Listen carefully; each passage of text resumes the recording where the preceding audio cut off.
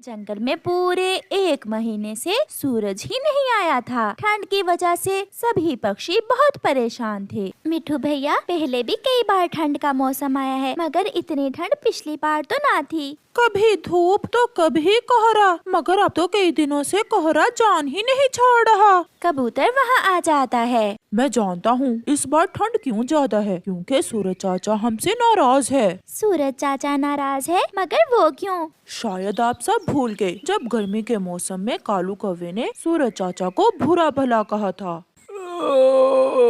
लो जी, आ गया सुबह सवेरे ही। इसे और कोई काम है ही नहीं, ना खुद सोता है ना दूसरों को सोने देता है। सूरज चाचा जी, जाओ यहाँ से, चले जाओ, मुझे सोने दो। रात गई और दिन आया, मैं तुम्हारे लिए रोशनी लेकर आया हूँ ताकि तुम सब पक्षी अपने अपने काम कर सको। तुम सबके लिए अनाज पक जाए, मेरी रोशनी से ही फूल खिलते हैं। काम काम काम, जाओ चाचा जी, तुम अपना काम करो, हमें ऐसे तंग ना करो। उस दिन के बाद सूरज चाचा एक बार भी हमारे जंगल में नहीं आया। इसका मतलब सूरज चाचा हमसे नाराज है। जो भी हो, हमें सूरज चाचा को मनाना होगा। अगर ऐसे ही कुछ दिन और धूप ना निकली तो ठंड के कारण हमारी हड्डियाँ भी जम जाएंगी। कौन हो तुम, कौन हो? मेरे घर में क्या कर रहे हो? मैं कालू हूँ। गोरी, मैं तुम्हारा पति हूँ। और कौन हूँ? मगर गोरी कौवी झाड़ू उठाकर कालू कौवे को मारने लगती है। बुढ़े कौवे, तुम हो कौन? मेरे घर में मेरी इजाजत के बिना तुम क्यों आए हो? भागकर कालू कौवा बहुत मुश्किल से अपनी जान बचाता है। वो गोरी मुझे मार देगी। कुछ दिनों से वो बहुत अजीब अजीब बातें कर रही है, मुझे बचा लो। गोरी को क्या हुआ है कालू भैया? यही तो मुझे समझ नहीं आ रही कि उसे हुआ क्या है। वो मुझे पहचानती ही नहीं है। ये तो बुलबुल ही बता सकती है गोरी को क्या हुआ है। मगर कालू भैया, आपकी वजह से हम सब ठंड से मर रहे हैं। क्या हुआ? मैंने क्या किया है? सूरज चाचा आपसे नाराज हैं। वो इस जंगल में धूप और रोशनी करने नहीं आ रहे, इसलिए तो ठंड इतनी बढ़ गई है। चिड़िया, मैं सोया हुआ था। जब सूरज चाचा ने मुझे जगाया तो मैं गुस्से में आ गया। उड़ती हुई बुलबुल भी फूलों के रस की बोतल लिए वहाँ आ जाती है। मैं तो आज फूलों का रस बहुत मुश्किल से निकाल कर लाई हूँ। ठंड के कारण हाथ ही काम नहीं कर रहे। अच्छा ही हुआ बुलबुल जो आप यहाँ आ गई। आप कालू कौवे के साथ जाएं। इसकी पत्नी गोरी कुछ दिनों से बहुत अजीब अजीब हरकतें कर रही है। मैं अभी जाकर उसे देखती हूँ। फिर कालू कौवा बुलबुल को साथ लेकर अपने घर की तरफ उड़ता है। इसका दिमाग काम छोड़ गया है। कई दिन मुसलसल ठंड में रहने से इसके दिमाग का एक हिस्सा बंद हो गया है। मगर अब ये कैसे ठीक होगी? बुलबुल, अगर ये जाग गई तो अभी मुझे मारना शुरू कर देगी। इसे धूप की जरूरत है। धूप जब इसके सर पर पड़ेगी तो फिर ही आपकी पत्नी ठीक होगी। ये सब मेरी वजह से हुआ है। ना मैं सूरज चाचा को उस दिन बुरा भला कहता, ना आज सब मुसीबत में पड़ते।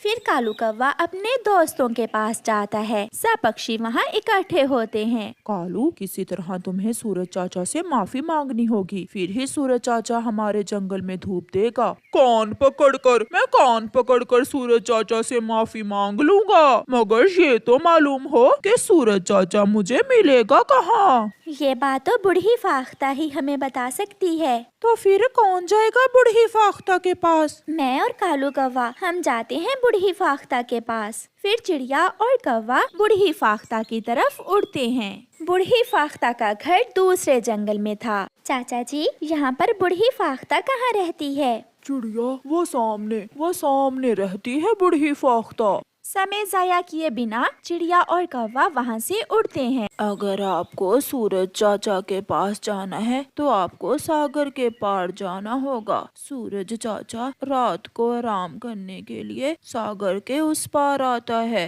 बूढ़ी फाख्ता जी, क्या सूरज चाचा मुझे माफ कर देगा? जुर्म कितना भी बड़ा हो, अगर सच्चे दिल से तौबा की जाए और सच्चे दिल से माफी मांगी जाए तो ऊपर वाला भी माफ कर देता है।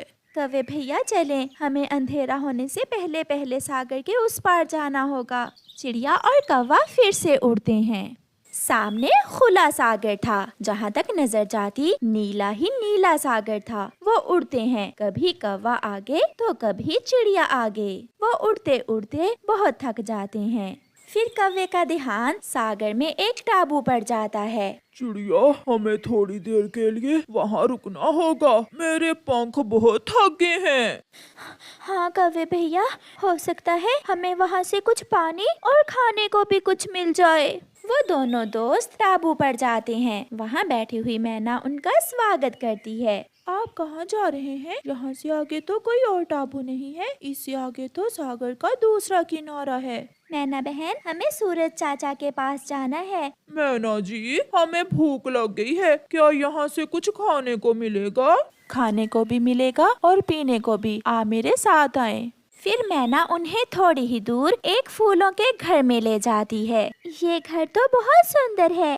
ये घर मेरी माँ ने मेरे लिए बनाया था। सच में ये बहुत सुंदर है। फिर मैना उन्हें सूजी के बने हुए लड्डू खाने को देती है, जिसे देखकर कालू कौवा तो बहुत खुश हो रहा था। दोनों दोस्त चिड़िया और कौवा मीठे मीठे सूजी के बने हुए लड्डू खाते हैं, पानी पीते हैं। कौवे भैया, अब चलें, हमें आगे जाना है। यहाँ से कुछ ही फासले पर सागर का दूसरा किनारा है। सूरज चाचा आपको वहाँ मिलेंगे। चिड़िया और कौवा मैना को धन्यवाद बोलकर फिर से उड़ते हैं। आखिरकार वो दोनों दोस्त सागर की दूसरी ओर पहुँच जाते हैं। सूरज चाचा सो रहे थे। चिड़िया आहिस्ता से आवाज देती है, सूरज चाचा, सूरज चाचा। हाँ हाँ चिड़िया, बताओ बताओ, कैसे आई हो तुम दुष्ट कौवे, तुम यहाँ मेरे पास क्यों आए हो? चले जाओ, नहीं तो मैं अपनी गर्मी से तुम्हें कोयला बना दूंगा। सूरज चाचा, हम जानते हैं आप कालू कौवे से नाराज हैं और इसी वजह से आप हमारे जंगल नहीं आ रहे हैं। मुझे माफ कर दें। आप चाहें तो अपनी गर्मी से मुझे जला दें, मगर मुझे माफ कर दें। आप जंगल में वापिस आ जाएं, सब खत्म हो जाएगा। आपके बिना सब खत्म हो जाएगा। मेरी पत्नी पागल हो गई है, फूल खिल नहीं रहे, ठंड से सब मर रहे हैं। ये सब बताते बताते कालू कौवा रोने लग जाता है। फिर सूरज चाचा कालू कौवे को माफ कर देता है। तो फिर बैठे मेरे ऊपर, मुझे सब मालूम है आप बहुत थके हुए होंगे। चिड़िया और कौवा खुशी खुशी सूरज चाचा के ऊपर बैठ जाते हैं और सूरज चाचा उनके साथ उनके जंगल चल देता है। आज सुबह होने के साथ ही जंगल के सब पक्षी बहुत खुश थे, क्योंकि आज कई दिनों बाद उनके जंगल में सूरज चाचा आए थे और सब पक्षी धूप के मजे ले रहे थे। जंगल में रात का समय था। मम्मा चिड़िया अपने बच्चों के साथ अपने घर में बहुत सुकून से बैठी हुई थी। मम्मा, मुझे रात के समय यूँ आपके साथ लेटकर बातें करना बहुत अच्छा लगता है। मम्मा, जब आप छोटी थीं, तब आप भी अपनी मम्मा के साथ ऐसे ही लेटा करती थीं। मुझे अच्छे से याद है, मैं तो अपनी माँ के बिना खाना भी नहीं खाया करती थी। मेरी माँ मुझसे बहुत प्यार करती थी। और फिर एक रात जब तेज बारिश में मेरी माँ मुझे छोड़कर चली गई, मैं बहुत रोई, बहुत रोई। मम्मा, आपकी आंखों में आंसू हैं। जब भी हम कोई पुरानी बात करते हैं, आप रोने लग जाती हैं। बस बेटी, गुजरा समय याद आ जाता है। कुकू मेरे बच्चे, मेरे बाद अपनी बहन का ख्याल रखना, कोई दुख न देना मेरी बेटी को। मम्मा, ये आप कैसी बातें कर रही हैं? हम हमेशा ऐसे ही साथ रहेंगे। सुबह हो जाती है और मम्मा चिड़िया अपने बच्चों के लिए भोजन लेने चली जाती है। मिल गया, मुझे मेरे बच्चों के लिए मीठा फल मिल गया। मेरे बच्चे मीठा फल देखकर बहुत खुश होंगे। मम्मा चिड़िया मीठा फल अपनी चोंच में लेकर अभी उड़ ही थी कि पीछे से एक जालिम चील आकर मम्मा चिड़िया पर हमला कर देती है। लड़ाई शुरू होती है। झाड़ियों में बैठा कालू कौवा ये सब देख रहा था, मगर वो डर जाता है। वो कैसे उस बड़ी चील का मुकाबला कर सकता था। वो चील मम्मा चिड़िया को मारकर अपने पंजों में लेकर वहाँ से चली जाती है। बच्चों, मैंने अपनी आँखों से देखा है, आपकी माँ को चील खा गई है। ये सुनकर दोनों बच्चे रोने लग जाते हैं। कालू अंकल, मेरी मम्मा तो अभी अभी हमारे लिए भोजन लेने गई थी। मम्मा, आप क्यों हमें छोड़कर चली गई? बहुत जालिम है वो चील, बहुत जालिम है। वो मुझे खा लेती मगर मेरी मम्मा को ना खाती। कौवा चला जाता है। बच्चे सारी रात बैठे रोते रहते हैं। फिर दूसरे दिन कुकू अपनी बहन के लिए भोजन लेने जाता है। उस दिन के बाद कुकू अपनी बहन का ख्याल रखने लगा। कुकू अपनी बहन के लिए दाना लाता, अपनी बहन के लिए मीठा फल लाता और फिर शाम को दोनों बहन भाई नदी पर सैर करने एक साथ जाते। वक्त के साथ साथ बच्चे बड़े होते गए और फिर एक दिन कुकू एक चिड़िया से शादी कर लेता है। ये कौन है कुकू? भूल गई आप? मैंने बताया तो था, ये मेरी छोटी बहन है। भाभी, मैं आपके लिए मीठे फल लाया करूँगी, मैं आपके लिए दाना लाया करूँगी। नहीं, ये काम तो मेरा पति ही कर लिया करेगा। मैं अपनी बहन से बहुत प्यार करता हूँ। आप मेरी बहन को माँ का प्यार देना। माँ, अभी से? मैं तो अभी खुद छोटी हूँ। फिर दूसरे दिन कुकू जब घर से बाहर जाता है तो गोरी कौवी उसकी पत्नी के पास आती है। कहाँ है तुम्हारी नंद? वो तो अभी सोई हुई है। उसे शुरू से ही अपने जूते के नीचे रखना, वरना ये तुम्हारा कुछ नहीं बनने देगी। कुकू जो भी लाएगा इसी का होगा। मुझे माँ ने ये सब सिखा कर भेजा है। फिर तो तुम्हारी माँ भी मेरी तरह ही होगी। गोरी कौवी चली जाती है। अब उठ जाओ महारानी, 12 बजने को हैं। भाभी, खाना कहाँ है? कौन सा खाना? जल्दी से घर की सारी सफाई कर लो और फिर बर्तन धोकर खाना बना लेना। मैं थोड़ी देर गोरी कौवी के घर टीवी देखने जा रही हूँ। मगर भाभी, मुझे तो अभी ये सारे काम नहीं आते। माँ के बाद ये सब भाई ही करते थे। अगर करोगी तो सीख जाओगी। कुकू की पत्नी गोरी के घर टीवी देखने चली जाती है और गुड़िया काम शुरू करती है। वो घर की सफाई करती है, वो सब्जी बनाती है, बर्तन धोती है और फिर शाम को खाना बनाती है। अब चली जाओ, कुकू आने ही वाला होगा। उसके आने से पहले पहले जाकर काम संभाल लो। हाँ, जाकर देखती हूँ क्या कुछ किया है कुकू की लाडली बहन ने। ये गिलास कैसे टूटा? भाभी, मैं बर्तन धो रही थी, ये टूट गया। इस बात पर गुड़िया की भाभी उसे मारना शुरू कर देती है। कान खोल कर सुन लो, अब तुम बच्ची नहीं रही हो, तुम बड़ी हो गई हो। सारे काम अच्छे से सीख लो और अगर अपने भाई को कुछ बताया तो जान से मार दूंगी मैं तुम्हें। गुड़िया कहाँ हो? चलो वहाँ बैठ जाओ। गुड़िया को बिठाकर उसकी भाभी खुद काम करने लग जाती है। गुड़िया, मैं तुम्हारे लिए लड्डू लाया हूँ। लाए पति जी, ये मुझे दे दे, हम ये दोनों कल खाएंगी। गुड़िया ने अभी मिठाई खाई है। गुड़िया बहुत डर गई थी। उसकी भाभी ने उसे बहुत डरा दिया था, इसलिए वो खामोश रहती है। दिन गुजरते गए और गुड़िया की भाभी का उस पर अत्याचार बढ़ता गया।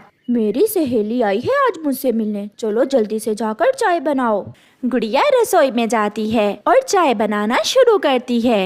ये कौन है सहेली? ये है मेरी मुफ्त की नौकरानी। फिर वो दोनों हंसने लग जाती हैं। ये ले भाभी, चाय बन गई। गुड़िया की भाभी एक घूंट लगाती है और गरम गरम चाय उसके ऊपर फेंक देती है। मम्मा मुझे बचा ले। जबान काट दूंगी अगर बोली। चुप कर जाओ। गुड़िया सहम कर खड़ी हो जाती है। ऐसी चाय खुद ही पी लिया करो बनाकर, बेशरम, ना कोई जायका ना स्वाद। मैंने सोचा है अब हम गुड़िया की शादी कर दें। नहीं पति जी, इतनी भी क्या जल्दी है, अभी तो गुड़िया छोटी है, जब बड़ी होगी तो देख लेंगे। अगर इसकी शादी हो गई तो मुझे मुफ्त में नौकरानी कहाँ से मिलेगी? मुझे पूरा विश्वास है आप गुड़िया का अच्छा ही सोचोगी। फिर दूसरे दिन हरियाली तोती गुड़िया के घर आती है। वो अभी दरवाजे के पास ही थी। तुम सारी जिंदगी मेरी नौकरानी बनकर ही रहोगी। अगर तुम्हारे भाई ने तुमसे शादी की बात की तो ना कर देना। जी भाभी। चल भाग और जाकर चाय के बर्तन धो लो। तो ये है असल हकीकत, इसकी भाभी का व्यवहार गुड़िया से ऐसा है। हरियाली वापस चली जाती है। कुकू बेटा, मैंने ये सब अपनी आँखों से देखा। तुम्हारी भाभी गुड़िया को नौकरों से भी बुरा समझती है, मगर गुड़िया ने ये सब मुझसे क्यों छुपाया? वो डरी हुई है, वो तुम्हें कुछ भी बताने से डरती है।